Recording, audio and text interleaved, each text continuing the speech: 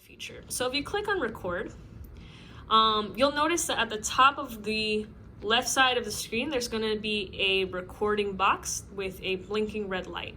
And that's going to let you know that you're actively recording this part of your lesson. If you wanted to pause the recording for any particular reason, let's say this is not what you wanted to record, you can click pause, and then that's going to pause the recording that's happening for the lesson.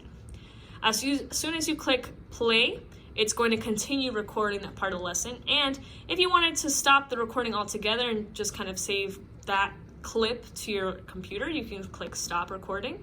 And then the file is going to be converted to an MP4, and you're going to be able to see it in a specific folder when your meeting ends.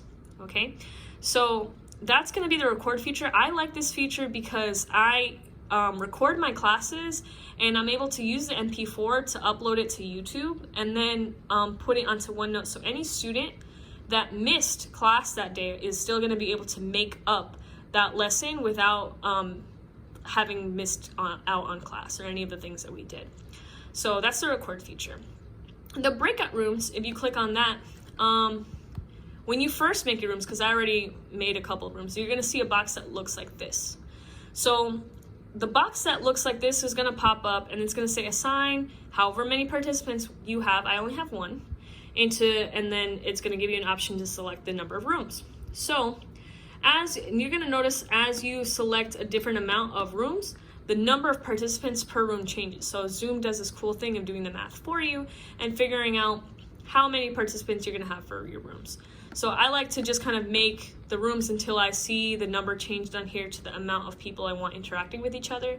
Usually I'll have groups of maybe like 4 or 5. But you can have however many people you want.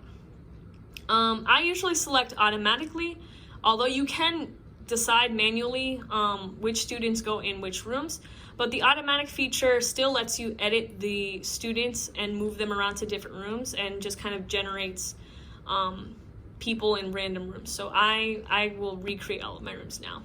So Marshall has been randomly assigned to room number 1.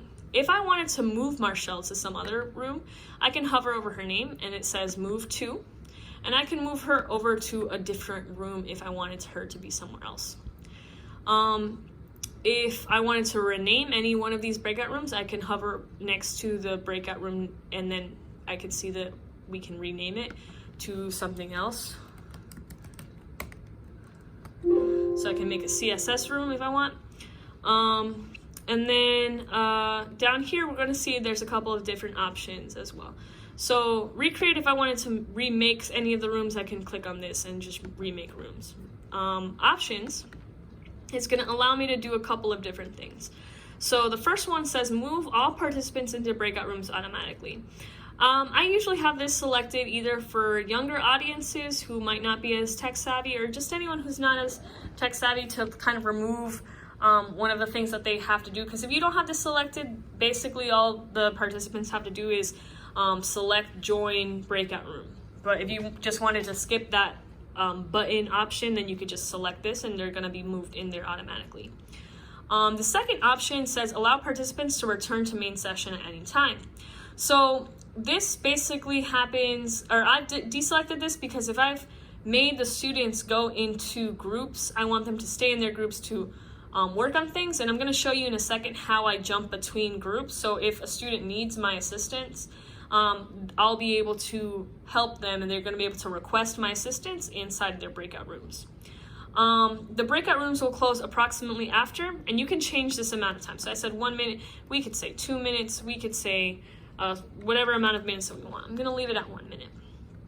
And then after that 1 minute happens, and you're going to see this play out on my screen, there's going to be a box that pops up that says notify me when the time is up. So this is going to happen, and when it does, we're going to have the option to either extend the time or to close the rooms. When we do close the rooms, there can be a countdown if you have this last box selected. So the countdown after closing the breakout room essentially gives people a certain amount of time to wrap up their conversations and to get ready to join everyone in the main session room. So I've set this to 60 seconds. I think it's a fine amount of time, so I'm going to leave it there. Once I'm ready to start my breakout rooms, I can click on open all rooms. And once I click this, everyone is going to have the ability to join